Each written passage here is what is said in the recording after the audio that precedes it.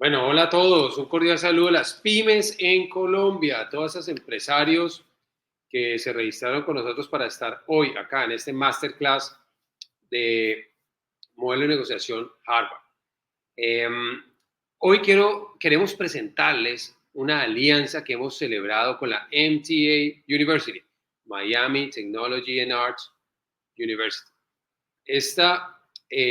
Con esta universidad hemos celebrado un acuerdo para que nuestros profesionales de las pymes en todo Colombia, a través de ACOPI y de nuestra firma consultora en internacionalización Global Link, se puedan vincular y puedan progresar en todo este tema de la educación. ¿Por qué hemos llegado a este punto de celebrar una alianza con una institución tan importante como es la MTA University?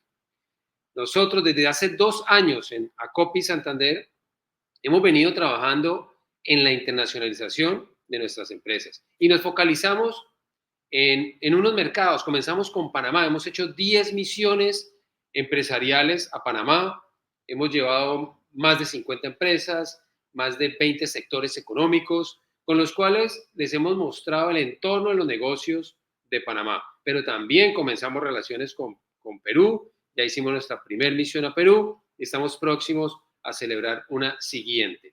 Tenemos ya diferentes modalidades para poder trabajar en Panamá, en Perú. Lo hacemos a través de misiones, en ferias, de misiones de compradores, misiones asistidas, que de hecho la siguiente sale ahorita el 21 de octubre. Todos estos temas y todo lo logramos hoy porque hemos desarrollado un relacionamiento bastante importante para que el empresario comprenda de la mejor manera el entorno de los negocios y cómo desarrollarse en estos mercados. Y muy importante entender cada uno de los mercados como corresponde. Y en Panamá es entender que es una plataforma para hacer negocios con el mundo. Perú es otro concepto completamente distinto en el cual se puede desarrollar y se puede tener un alcance a otros mercados, tanto de acá de América como de Asia. Entonces, todo esto lo hemos venido haciendo y en esta dinámica siempre nos encontramos con algo muy importante y es la educación, es la formación empresarial. Por eso la alianza que hoy celebramos con este masterclass es importantísima, es clave y queremos presentar a la universidad, queremos presentársela a ustedes, a las pymes que hoy nos están acompañando de distintas ciudades, obviamente de Bucaramanga y de muchas ciudades de Colombia que se han vinculado con nosotros, empresas que hoy le apostaron a hacer su taller de formación por este periodo y participan en este masterclass. Así que bienvenidos todos, aprovechen esta gran oportunidad, esta gran alianza, que además trae unas becas que hemos logrado acordar para que la inversión sea el mayor beneficio para el profesional. En Colombia, pero también tenemos algo con Panamá, porque ya vamos a comenzar a desarrollar Panamá y aquí también le doy un saludo a nuestros aliados en Panamá que están ahí conectados y nos van a participar de este masterclass. Así que sigan conectados con nosotros, les estaremos brindando esta información para que aprovechen estas oportunidades y la internacionalización sea el poder participar en otros mercados, pero también poder traer ese conocimiento para aplicarlo en nuestro mercado y por qué no en otro, ¿sí? Aquí hay muchas oportunidades y también mucho talento detrás de toda esta alianza. Ahorita se les voy a contar. Pero voy a invitar al subdirector de Global Link, a José Fernando Sánchez, para que nos cuentes, José, cuál es la importancia de un MBA para los profesionales de las pymes en Colombia. Gracias, José Roberto. Bueno, hoy es una noche de muy buenas noticias, a pesar de que nuestra amada selección pues no pudo lograr el resultado, pero para nosotros son muy buenas noticias. Primero vamos a recibir una excelente masterclass y lo otro pues también vamos a tener una nueva posibilidad de lograr un sueño. Y ese sueño es un MBA. ¿Y qué tal si ese sueño se realiza a lo grande, siendo válido en Estados Unidos y fácilmente homologable en Colombia, con una institución seria de ese país que es tan importante para nosotros?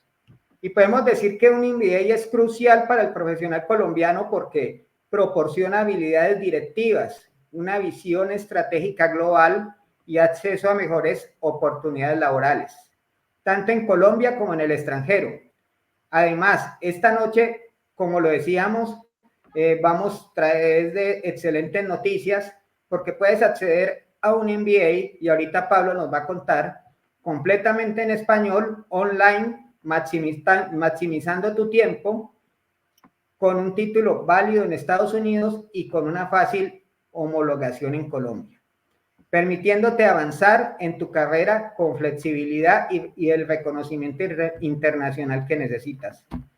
José, es una oportunidad muy interesante la que se abre para las pymes en Colombia, para las MIPYMES en Colombia, y desde acá quiero saludar ese esfuerzo que permanentemente hace ACOPI, la Asociación Colombiana para la Micro, Pequeña y Mediana Empresa, que representa el 98% del tejido empresarial colombiano, en volvernos cada vez más competitivos y sobre todo en fortalecer el talento humano. Entonces, pues continúa José con más buenas noticias. Bueno, José, pues muchísimas gracias. Yo creo que con eso quedamos muchos alentados y con ese ánimo de poder entender de la mejor manera un MBA y las oportunidades que esto nos brinda en el ámbito profesional. Pero va a ser Pablo Javier Sardini quien nos hable al respecto, bueno, también que nos va a presentar este masterclass, pero él, licenciado en Administración de Empresas con especialización financiera de la Universidad de Buenos Aires, posee un posgrado en Cooperación Internacional de la UNED de España, un MBA de la Universidad de Alcalá de Henares, una especialización en Gestión de la Cooperación Técnica de JICA, Japón, y en Fundraising Universitario en la Universidad de Twente de Holanda. Ha sido director de Relaciones Internacionales de la Universidad Tecnológica Nacional de Argentina, director de Cooperación Educativa y Cultural del Gobierno de la Provincia de Buenos Aires, asesor del Ministerio de Educación de la Nación de Argentina y del Consejo de Rectores de Universidades Privadas. Posee 30 años de experiencia en consultoría estratégica y procuración de fondos a universidades. Ha trabajado para más de 40 universidades, fundaciones en todos los países de América Latina, en formulación de proyectos con financiamiento externo, gestión de préstamos internacionales, recursos no reembolsables y donaciones en especie. Consultor del Banco Interamericano de Desarrollo, del Banco Mundial, del Banco Centroamericano de Integración Económica, del Instituto Interamericano para la Cooperación en Agricultura, Agencia en Cooperación Internacional de los Estados Unidos, USAID, y la Comisión Europea, EuropeAid, en sostenibilidad de programas educativos y financiamiento de la educación.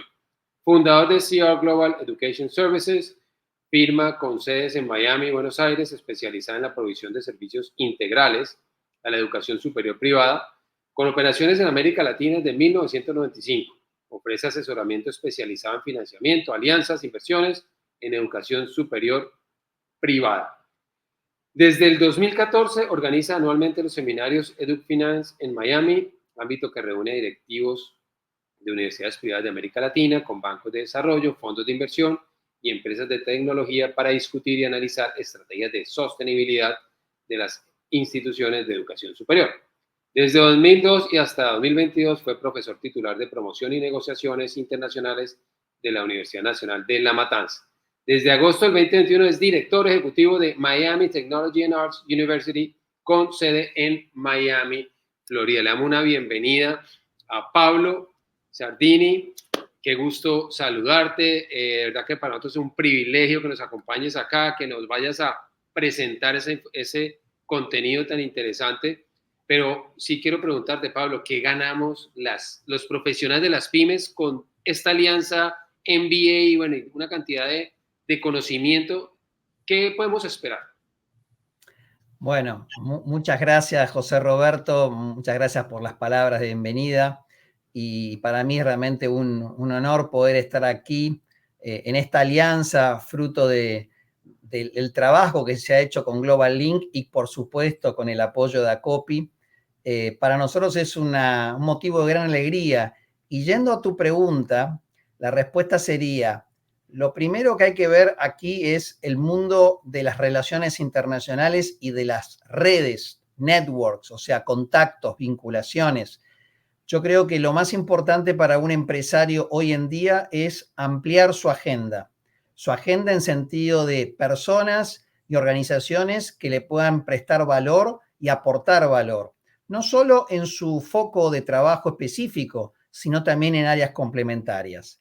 MTA pretende precisamente ser esa plataforma de expansión global que hoy necesita cualquier empresa latinoamericana, trabajando no solo con un cuerpo de profesores que es indudablemente calificado y con una experiencia internacional evidente, sino también con los alumnos de los mismos programas, en particular el MBA, que provienen de empresas y de instituciones de toda la región, incluyendo Estados Unidos.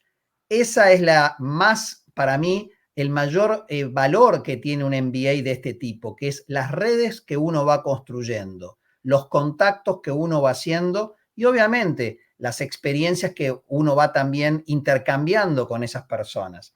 Entonces, más allá de la parte formativa, más allá de la parte académica, el MBA permite vincularse con un montón de personas en tiempo real y la culminación de esos contactos es precisamente la experiencia que hacemos aquí en Miami todos los años con la concurrencia de un montón de futuros egresados que vienen a presentar sus trabajos finales y a recibir en la ceremonia de graduación, que es muy emotiva, muy bonita, su diploma. Esas dos actividades son presenciales y de alguna manera también permiten consolidar esos vínculos que uno ha ido haciendo a lo largo del año y medio que dura este MBA.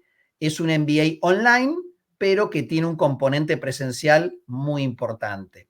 Así que, nuevamente, muchas gracias por permitirme estar aquí la tarde de hoy. Pablo, genial, genial. El networking, eso creo que es lo primordial. Leí tu hoja de vida muy en detalle para que vean la calidad de las personas que están detrás del MTA University. Y bueno, sin más preámbulo, Pablo, adelante por favor con ese masterclass, porque muchos de los que están aquí presentes quieren hacer el MBA y pues obviamente van a empezar a medir ese contenido al cual se van a enfrentar y por supuesto a esa posibilidad de networking. Así que adelante, Pablo. Bueno, muchísimas gracias de nuevo entonces. Y ahora sí, ya paso a la masterclass. Primero y principal, comentarles que, digamos, el modelo de negociación de Harvard es un tema del cual se pueden hacer clases magistrales, workshops, seminarios de corta y larga duración e incluso maestrías completas. Por lo tanto, es un tema que admite un tratamiento diverso. En este caso, y teniendo en cuenta el objetivo al que estamos de alguna manera apuntando, es darles una introducción al modelo de negociación de Harvard con el solo propósito de que se manejen los conceptos o herramientas principales.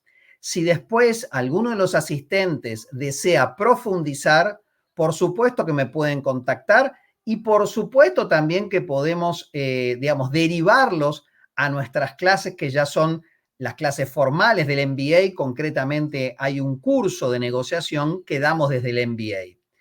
Entonces, esto es muy importante porque para aquellas personas que nunca han escuchado hablar del modelo de negociación de Harvard, puede ser una muy buena clase introductoria. Pero insisto, va a ser una clase breve que tiene como objetivo conocer las herramientas fundamentales del modelo, pero muy lejos todavía de poder arribar ya a una práctica, a un taller. Para eso se va a requerir un poquito más de perfeccionamiento. Sin embargo, confío en que los elementos que se van a decir en esta pequeña masterclass les puedan ser de utilidad. El modelo de negociación de Harvard básicamente fue creado por dos profesores de la Escuela de Negocios de Harvard allá para finales de la década del 70 y los 80, y son, digamos, se basa en un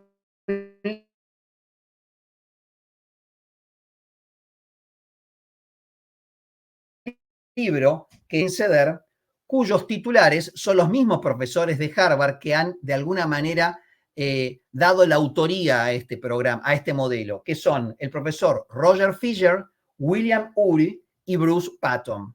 Esos tres profesores son de alguna manera los padres del modelo de negociación de Harvard, que por cierto es un modelo que hasta el día de hoy tiene vigencia y a pesar de todas las digamos, las complementaciones que se han hecho al modelo, porque hay otras escuelas incluso mucho más vinculadas al tema del soft power, por ejemplo, no dejan de desconocer que el modelo de negociación de Harvard es el puntal, es, digamos, el pilar para cualquier clase, para cualquier negociador.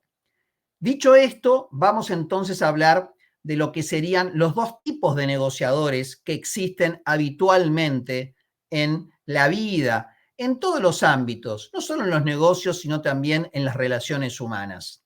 Tenemos por un lado el negociador duro, que es aquel que ve en la negociación una batalla, un duelo, y donde no está dispuesto a perder ningún espacio, ni a ceder ningún detalle frente a su contrincante, o sea, busca el triunfo a toda costa. Versus el negociador suave, que es aquel que está siempre propenso a buscar un acuerdo y siempre va a estar dispuesto a buscar un consenso y una negociación que muchas veces, por el hecho de estar topándose con un negociador duro, va a salir perdiendo. Entonces, lo que nosotros aquí vamos a ver es ni negociador duro ni negociador suave, sino un modelo que se basa en principios. Es decir, el modelo de negociación de Harvard es un modelo basado en principios. Esos principios tienen, ahora se los voy a explicar, pero dos objetivos fundamentales que están subyacentes en toda negociación. Uno es el de arribar a acuerdos de mutuo beneficio.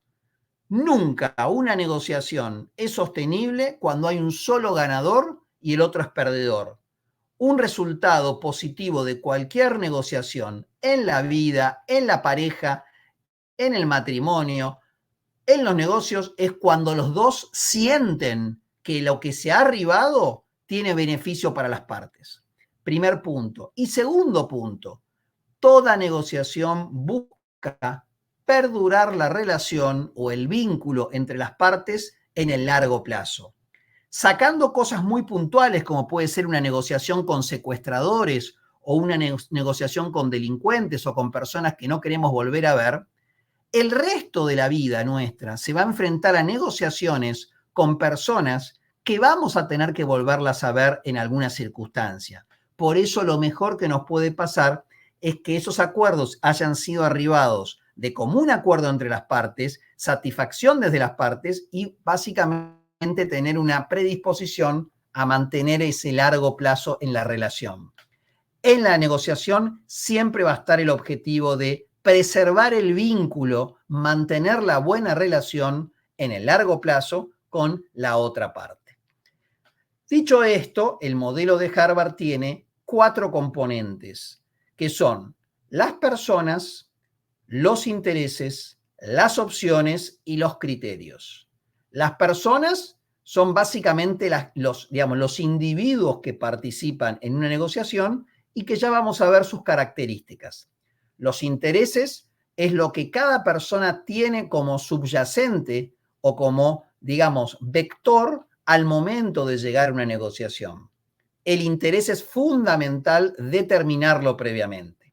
Las opciones o caminos o posibilidades de arribar a un acuerdo son precisamente las hojas de ruta disponibles que hay en cualquier negociación. Esas opciones también va a ser muy importante determinarlas a priori. Y por último, el criterio. Si yo me siento a jugar una de ajedrez con otra persona, lo mínimo, lo básico, es conocer las normas. Si yo voy a jugar al fútbol, tengo que estar consciente de que hay normas que hay que cumplir. De lo contrario, voy a quedar fuera de juego. Esos criterios también existen en la negociación y siempre hay que exponerlos previamente para evitar malos entendidos. Dicho esto, vamos a hablar entonces de lo que sería, en primer lugar, las personas. Antes de ir a la etapa de negociación, que eso los voy a ver después, porque tenemos también, bueno, sí, vamos a verlo acá entonces. Primero, las etapas de la negociación y ya pasamos a las personas. Hay 3 etapas que son fundamentales. El análisis, que es lo que yo explicaba anteriormente, donde decía que es importante determinar las personas que van a participar de la negociación. Cuando digo determinar las personas, conocerlas a profundidad, saber cuáles son sus gustos, sus intereses, sus afiliaciones. Todos esos aspectos nos van a ir forjando datos, características de la personalidad que nos van a ayudar a comprender la persona que tenemos del otro lado de la mesa. El segundo aspecto, y también analizar no solo las personas, sino analizar las opciones, analizar los criterios y todos los aspectos que son parte de las herramientas de la negociación. Ese es un trabajo que hay que hacerlo previo a la negociación. Luego viene la planeación, es decir, la estrategia con la cual voy a llevar a cabo esta negociación, que también es importante detallarla previamente. Y por último, la discusión o, dicho de otra manera, la misma negociación, o sea, la ejecución de la negociación, que es algo que ya implica entrar en la etapa de la acción. Dicho esto, las etapas de la negociación, pasamos ahora a describir a las personas. Las personas tienen muchas características, pero hay 3 que al modelo de Harvard le importan. Una es la percepción, otra es la emoción y por último la comunicación. Todas las personas perciben y esa percepción que es, digamos, la definición sería comprender o conocer una cosa, pero a través de los sentidos, es algo muy natural en la vida. Uno percibe a partir de sentidos y a partir de registros que tiene en la mente. Si una persona para una negociación vino mal vestida o que tiene mal olor, ya hay una percepción negativa que nos predispone mal, independientemente de que esa persona sea un Einstein o un Warren Buffett en los negocios. Pero ya eso nos percibe mal porque es importantísimo que esa percepción esté de alguna manera alineado con nuestros valores y principios.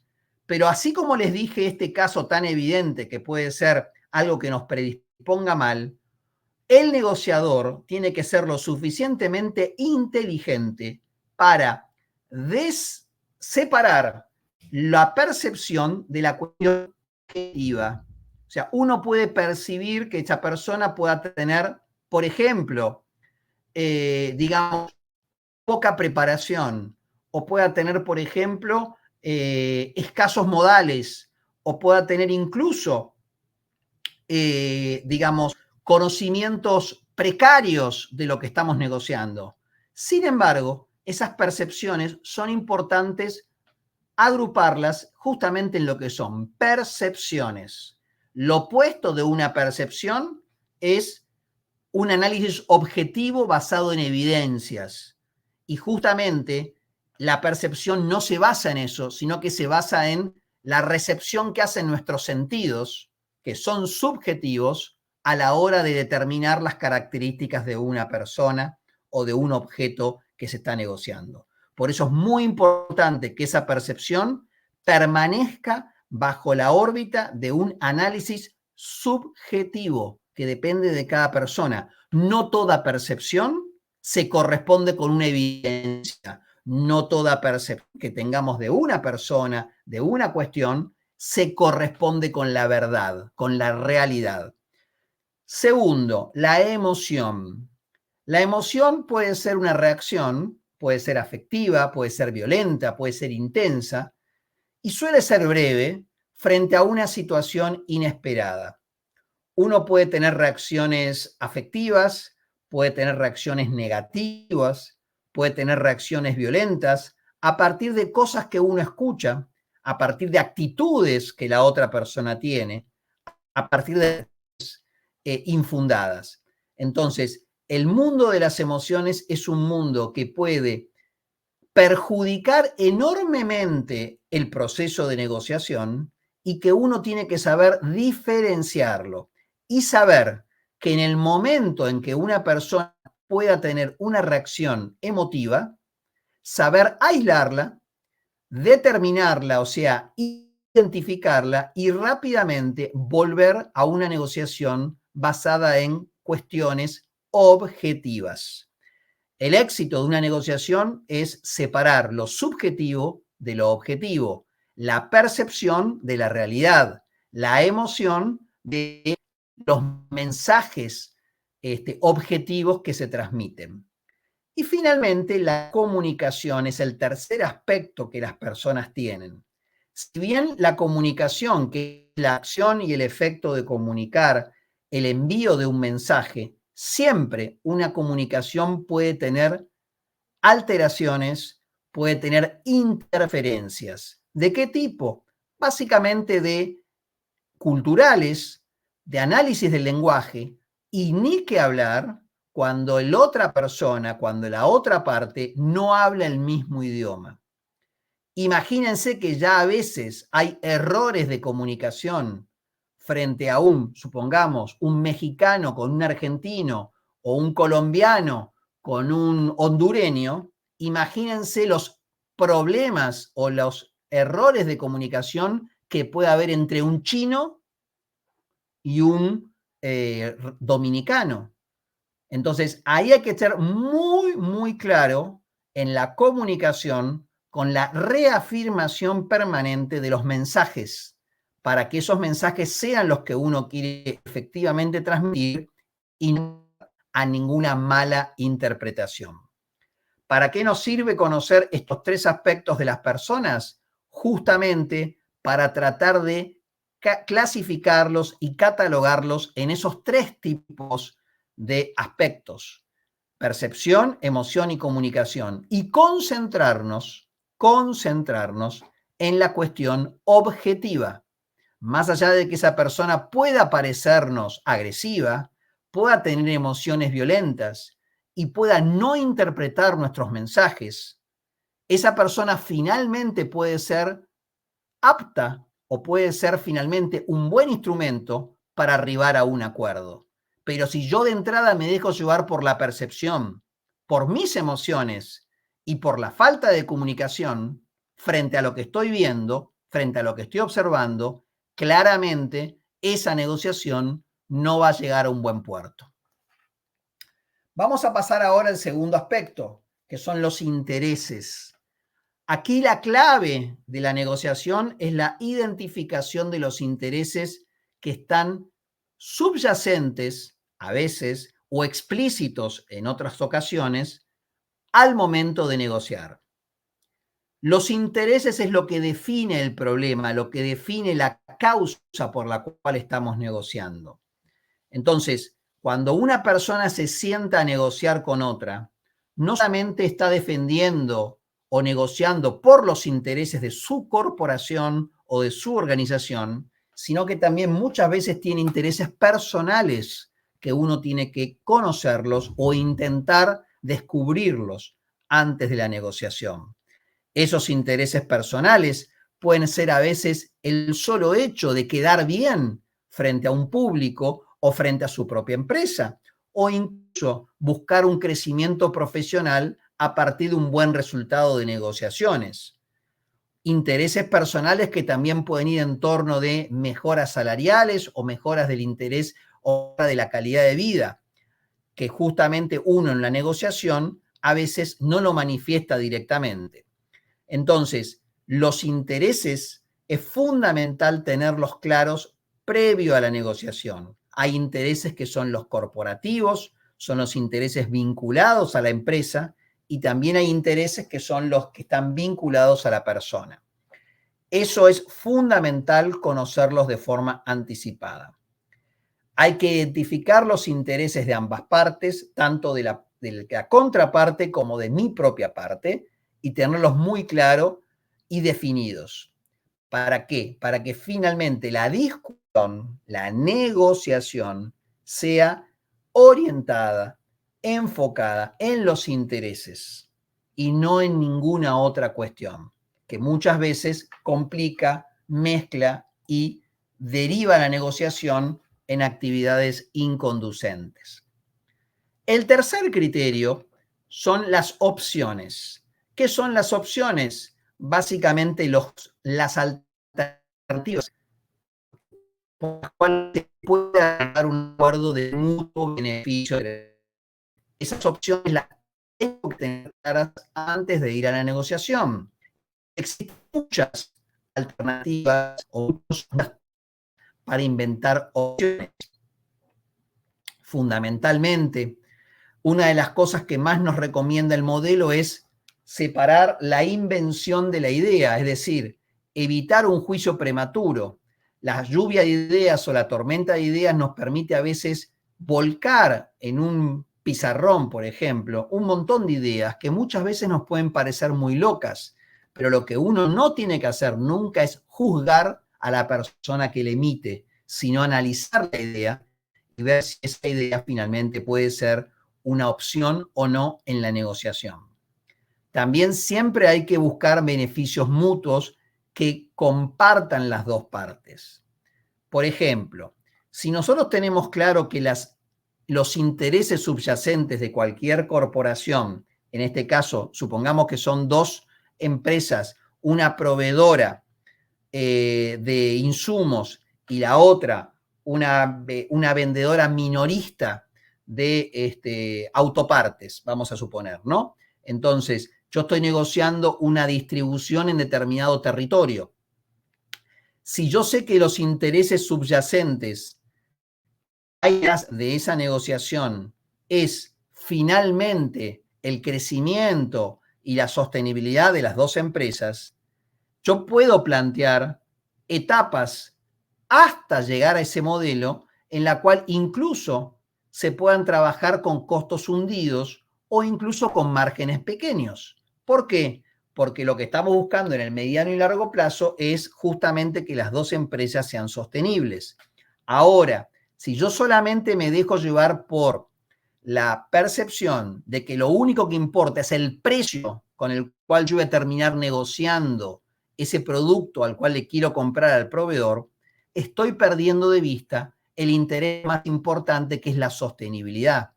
Al final del día, un precio puntual en un determinado momento no debe ser un interés, sino que es simplemente un indicador de algo que muchas veces no responde a algo objetivo, sino algo más bien subjetivo. Eso no significa que no haya un análisis de costos, ni haya un proceso de determinación del precio. Lo que yo digo es que a veces, por querer llegar a un precio de interés propio, un precio que uno cree que es el legítimo, puede estar perdiendo una oportunidad de mercado que en el mediano y largo plazo, vendiendo a diferentes precios, quizás no al precio que yo quiero vender o al que quiero comprar, en el mediano y largo plazo me genere un incremento y una sostenibilidad de mi negocio. Para eso tengo que tener una visión mucho más amplia y no solamente dejarme llevar por una sola opción. Por eso hay que ampliar las opciones y para eso hay que pensar siempre desde afuera del pastel, no solamente adentro del pastel. Y otra cosa muy importante es facilitar la decisión de la otra parte. Si yo llego a la mesa de negociaciones con una decisión o con una opción que sé que el esfuerzo o el costo que tiene que pagar la otra parte es muy alta, las posibilidades que esa parte me diga que no son muy altas también. Por lo tanto, el riesgo de la negociación se pone en evidencia y hay un riesgo real a que no se arribe a un acuerdo. Mientras que si yo facilito la decisión a través de opciones que sean accesibles para las dos partes, estoy de alguna manera contribuyendo a que ese acuerdo pueda ser más factible. Aquí tengo una técnica que muy rápido se las voy a explicar, que es el método para la búsqueda de opciones. Y se los voy a transmitir en un pequeño ejemplo que me viene ahora a la memoria. Estamos negociando entre un gobierno municipal, un gobierno de una alcaldía y una empresa química que hoy está vertiendo alguno de sus productos a un río y por lo tanto está generando contaminación, y esa contaminación está alterando la salud de algunas personas que viven en la vera del río y que utilizan el agua tanto para consumo como para incluso bañarse. Entonces, ¿cuál es el problema? Y ahí tendríamos que analizar el problema circular. Fíjense que hay una diferenciación entre el mundo real y la teoría. Si yo analizo el problema desde el mundo real, digo, hay gente que está teniendo problemas de alimentación, hay gente que está teniendo problemas en la piel, hay gente que está con problemas incluso de, digamos, problemas estomacales por la ingestión de agua que tenga un poco de contaminación. Ese es el problema, esos son los síntomas del problema. Y por otra parte hay mucho ruido por parte de las personas que viven en el municipio que van a reclamar a la alcaldía.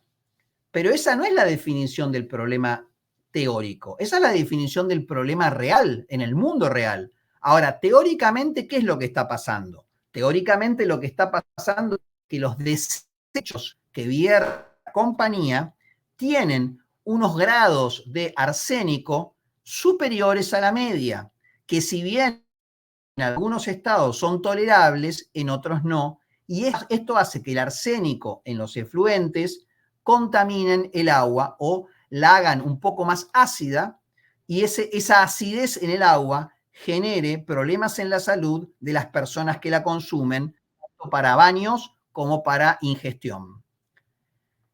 Ese es el problema teórico. Eso es lo que está pasando efectivamente. El otro es el problema real y las consecuencias. Después, una vez que ya analicé el problema real y el problema teórico, paso al enfoque y digo, teóricamente, ¿cómo se resuelve un problema de mucho arsénico o de un exceso de arsénico en el agua? Bueno, se puede producir a través de algunos productos químicos que lo que hacen es bajar el arsénico y hacen que el agua no quede tan contaminada, o sea, un proceso de potabilización. Sin embargo, en el mundo real, esa teoría, que es justamente cómo soluciona el problema, puede verse afectada porque la gente no tiene la cultura de usar pastillas ni productos en el agua para bajar los niveles de arsénico. Y por otra parte, la gente tiene también el tema de que no están habituados a no usar el agua para consumo, si la usan para consumo. Por lo tanto, hay un tema cultural que es muy difícil de evitar. Entonces, la solución teórica, que puede ser las pastillitas que bajan el nivel de arsénico, que se las podemos dar a la población, no necesariamente es la solución práctica y viceversa. Entonces, una vez que ya tengo cuáles son los problemas teóricos y los problemas prácticos, y tanto los enfoques teóricos como los enfoques prácticos, lo que voy a buscar son ideas para la acción, o sea, un camino crítico, una búsqueda de opciones que contemple ambas cosas. Por ejemplo, podría ser, por un lado, darle las pastillas a las personas, pero también a esas mismas personas darles alguna capacitación para que empiecen a utilizar el agua de forma diferente. También trabajar desde la efluencia de la propia planta química, tratando de que ya los efluentes bajen sus niveles, aunque muchas veces eso no es posible por determinados procesos químicos. Recuerden que la solución de cerrar la planta, que uno podría haberla previsto también, si bien suena muy lindo y suena algo como que se elimina el problema de contaminación, no por eso no deja de ser un problema, porque esa planta química da de trabajo a 150 personas. En un pueblo de 5.000 personas, imagínense el impacto que tendría cerrar esa planta. Por lo tanto, hay que buscar una solución que combine la teoría con la práctica y que minimice el impacto. Todo este análisis que les acabo de hacer a través de un caso es lo mismo que uno tiene que buscar antes de la negociación para que justamente los problemas que uno esté buscando acordar tengan una visión teórica y una visión práctica y que finalmente la opción elegida o la opción que yo voy a proponer tenga un asidero en el mundo real, o sea, que esté ayornado a la cultura de las personas, pero que también contemple los aspectos teóricos o los aspectos sustantivos.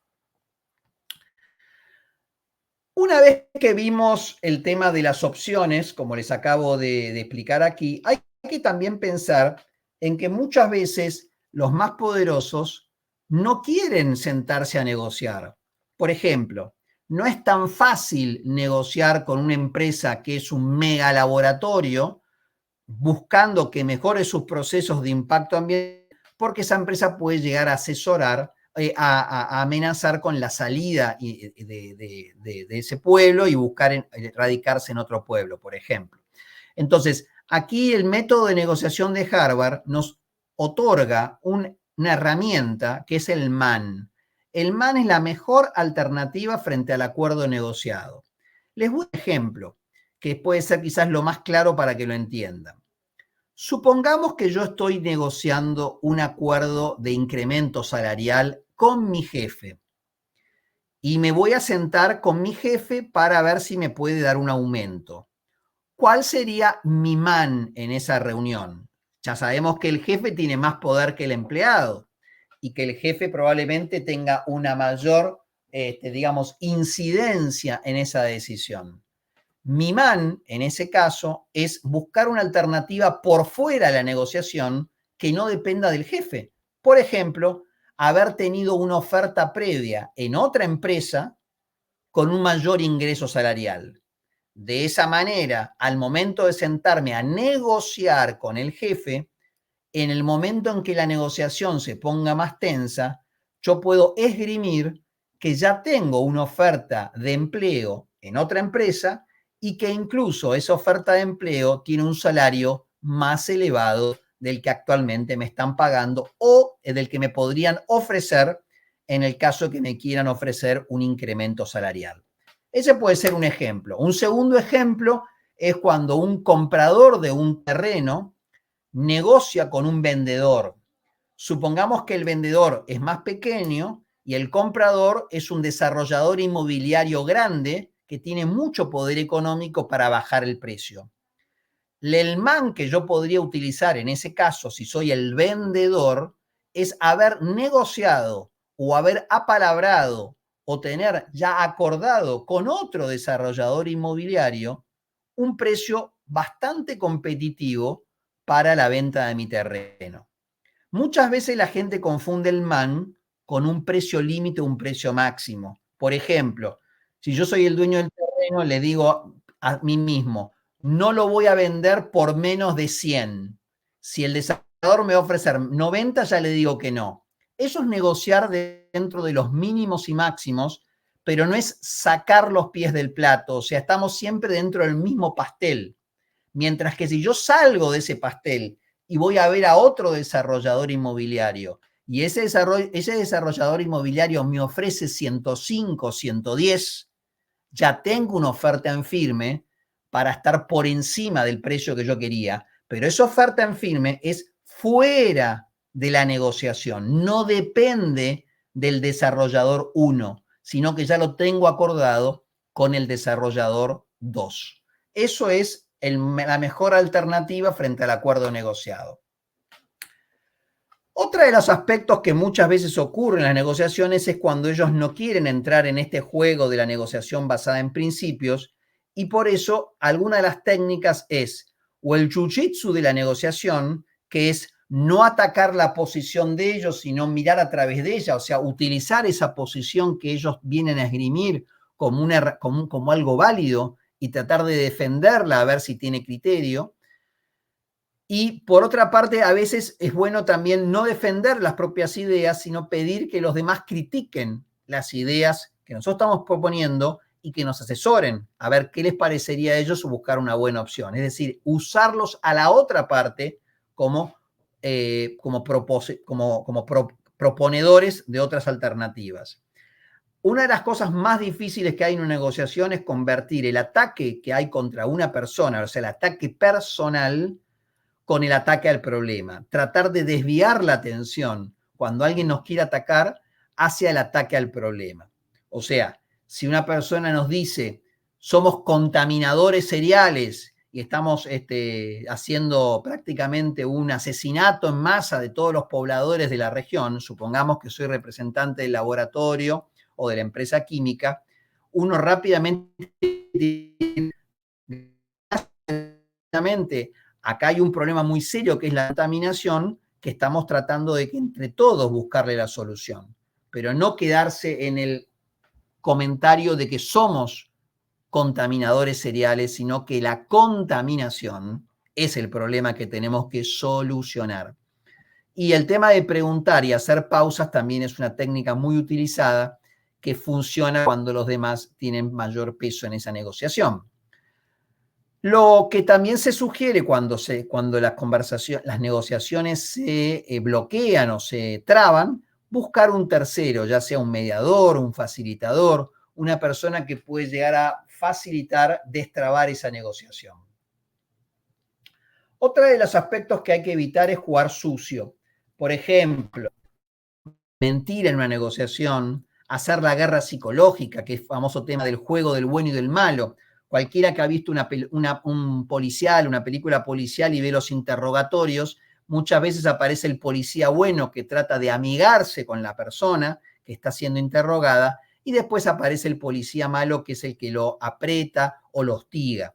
Ese es un juego muy antiguo, que es la técnica del juego del bueno y del malo, que es un ataque psicológico y que es una técnica de juego sucio, porque en realidad el modelo de negociación de Harvard se basa en que hay que trabajar en principios, separar las personas del problema, concentrarse en las opciones, buscar criterios y, sobre todo, tener claro los intereses, que es lo que acabamos de explicar. Entonces, frente a cualquier práctica de negociación sucia, lo que hay que hacer es hacer explícito ese problema y tratar de volver a las bases del modelo de negociación. Bueno, hasta aquí hemos visto entonces los principios básicos. Yo ahora voy a dejar de compartir, mejor dicho, no sé si conviene dejar de compartir o simplemente espero las preguntas y los comentarios que ustedes me quieran hacer. Insisto, esto darlo en poco tiempo. La idea era simplemente que conozcan las herramientas principales del modelo de negociación y obviamente si hay interés podemos ya plantear un webinar mucho más detallado en lo que serían prácticas de negociación e incluso hacer simulación de negociaciones donde podemos implementar un poco más la herramienta. Quiero ahora dejarles a ustedes que me hagan las preguntas y con mucho gusto aquí estaremos para responderlas.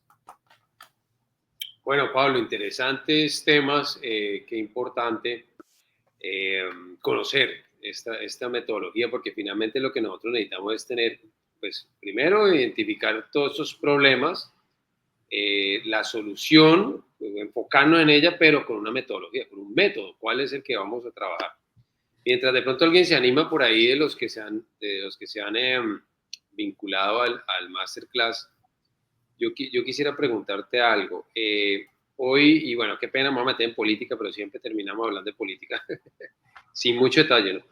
Pero hoy, con todos estos cambios, para no entrar en tanto en materia, pero con todos estos cambios que está viviendo Latinoamérica, con tanta polarización, ¿cómo aplicar un método de esto? O sea, ¿cómo podemos hacer uso de esta metodología para encontrar un mejor resultado de lo que ya empezamos a prever que se va a ver, por ejemplo, en nuestro país, algo que sucedió en Argentina, bueno, y en fin. Pero ¿cómo abordar esta problemática que hoy nos enfrenta la política como tal? Bueno, te agradezco porque es una pregunta muy, muy pertinente, muy buena, José. Voy a tratar de responderla. No me animo a asegurar que sea, digamos, el dueño de la verdad frente a una pregunta tan desafiante como esta. Sin embargo, te diría que aquí lo que hay que acudir justamente a partir de la herramienta de negociación de Harvard es a los intereses subyacentes y finalmente a las grandes cuestiones que están, digamos, discutiéndose. Es decir, a veces lo que terminamos discutiendo en esta polarización intensa que vemos en la política latinoamericana, donde realmente se han creado grietas ideológicas entre un bando y otro, entre un partido político y otro, es terminar volviendo a las causas comunes que tanto uno como otro defienden y que son los principios, si se quiere, básicos y digamos, los principios fundacionales de cualquier modelo de país. Hay que hacer un esfuerzo enorme para buscar justamente esos denominadores comunes que tienen todas las personas que practican la política. Una vez que hemos encontrado esos denominadores comunes, podemos discutir las formas, podemos discutir los instrumentos, podemos discutir las metodologías, pero por lo menos ponerse de acuerdo en esos principios comunes, en esos aspectos prioritarios. Si se va a discutir de política, lo más importante es evitar justamente las percepciones, las emociones, los problemas de comunicación, que son tan comunes y frecuentes en la política, e ir a la cosa que finalmente queremos mejorar y ver de qué manera la otra parte y nosotros podemos entre todos dar un aporte, una contribución. Sin embargo, yo creo que esta metodología está muy vigente para cualquier ámbito de negociación política, porque fíjense qué interesante es hablar justamente de modelo para inventar más opciones, para ampliar la visión y no quedarse con una visión de win-win, o sea, de 1 a 1, el modelo binario donde uno gana y el otro pierde, sino que podemos todos ganar.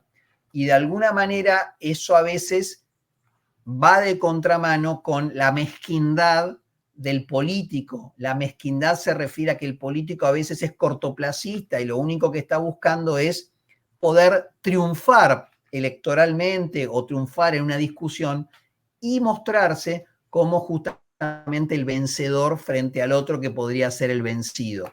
Ese es un problema que el modelo de Harvard justamente detecta como que es inviable frente a una negociación y que justamente hay que volver a los principios, tratar de separar las personas del problema, justamente fíjense ahí en los aspectos políticos, hay que separar la percepción que yo puedo tener de la otra persona y concentrarse en la cuestión sustantiva. Creo que si se aplicara más el modelo de Harvard, probablemente habría más arribos a acuerdos concertados, al famoso modelo o el pacto que en algún momento España firmó cuando salió del franquismo, que era el pacto de la Moncloa, y muchos otros acuerdos.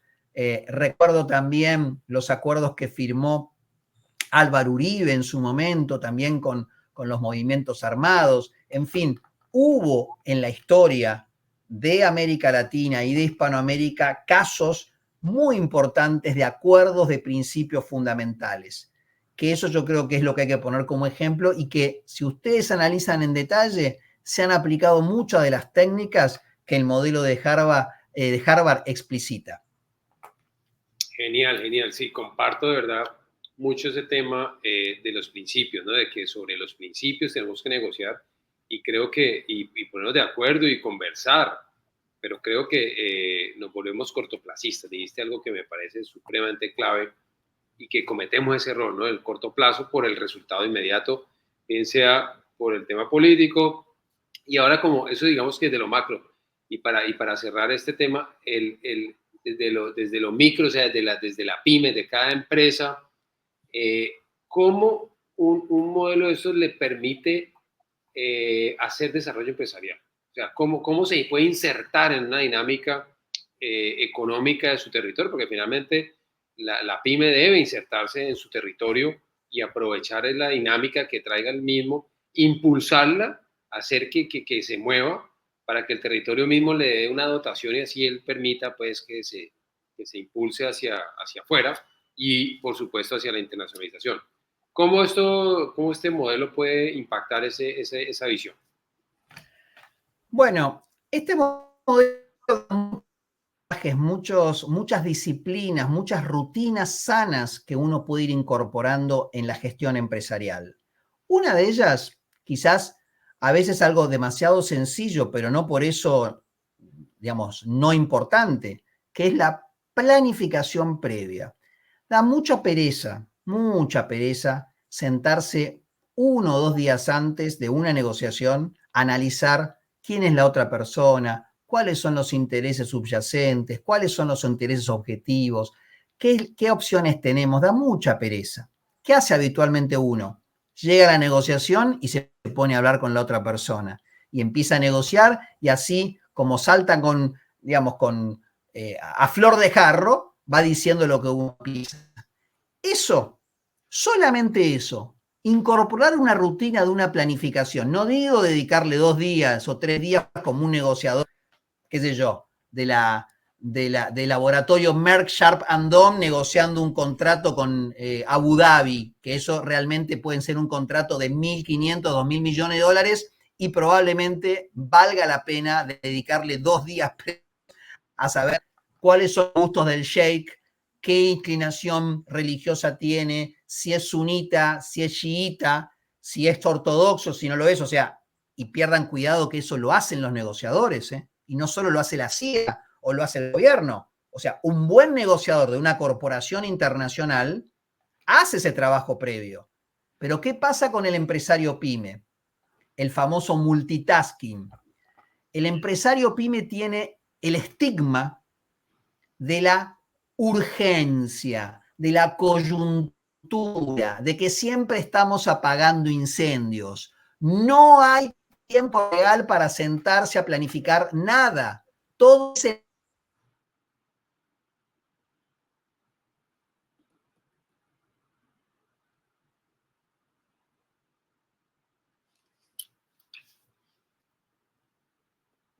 Creo que perdimos la señal de Pablo.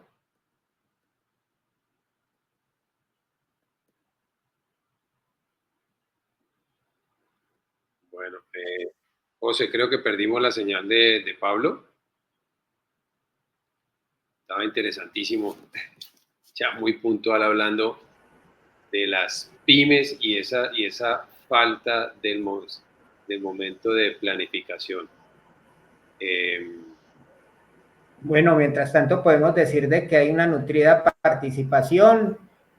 Unión Eficaz nos hace una pregunta muy importante y pues estamos muy contentos porque vemos conectadas muchas MIPYMES colombianas aprovechando este valioso conocimiento.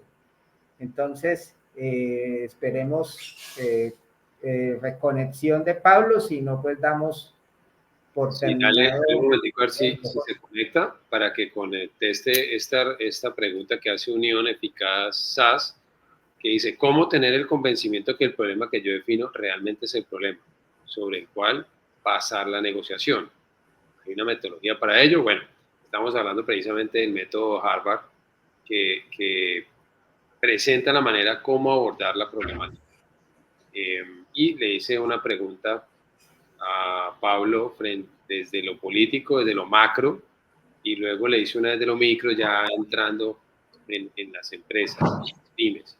Y nos está definiendo algo muy interesante, y es que las empresas definitivamente, o sea, son las prácticas, es poner en práctica esas buenas prácticas, valga la redundancia, y una de ellas es la planificación. Y en la planificación hay unos métodos, hay una metodología, hay que entender no contra quién, sino con quién me voy yo a sentar a conversar, a dialogar, a debatir, a construir, y eso, digamos, es lo que se refiere en cuanto al método como tal de negociación de Harvard. Es interesante la pregunta de cómo convencerse que realmente es el problema. Me voy a tomar aquí el atrevimiento de dar un punto de vista, y hay una metodología que se llama los 5 porqués.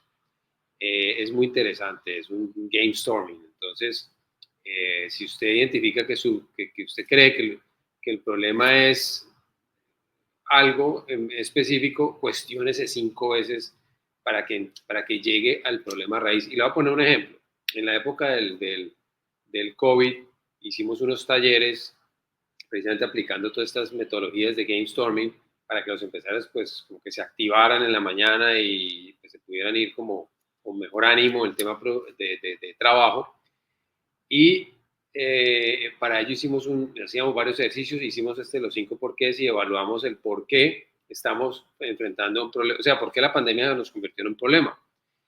Y cuando nos empezamos a cuestionar a cada uno de los problemas, o sea, el primero dijo que el problema es una cosa, que el problema que tenemos es ventas, que el problema que tenemos es relaciones, es conexión, pues finalmente llegamos al raíz, después de hacernos 5 veces preguntas, de identificar que el problema era la falta de planificación y que jamás habíamos pensado que íbamos a llegar a un punto como el del COVID. Entonces, yo aquí me atreví a dar un punto de vista, Pablo, mientras te conectaba nuevamente a esta pregunta que dice Unión Eficaz, de cómo tener el convencimiento que el problema que yo defino realmente es el problema sobre el cual basar la negociación, y hay una metodología para ello. Adelante, Pablo. Bueno, les pido disculpas, se cortó internet temporariamente, bueno, pero ya estamos. La definición del problema es lo más central y efectivamente podemos caer en un error de apreciación, pero la única forma de estar seguros de que el problema es finalmente el vector de esa negociación es a partir del análisis de los intereses de la otra parte. Si tenemos claro cuáles son los intereses, ahí vamos a definir el problema. Porque a veces el problema no necesariamente es arribar a un acuerdo corporativo. A veces el problema es satisfacer en ese proceso a la otra parte. Porque por ahí el acuerdo se puede llegar igual, pero si la otra parte, o sea, el sujeto, hay un interés que nosotros no hemos identificado, pero lo quiere satisfacer también y a través del acuerdo no lo puede hacer, no lo vamos a llegar. Por eso, la definición del problema no es solamente la cosa sustantiva, sino el análisis de todos los intereses que están subyacentes a la hora de una negociación.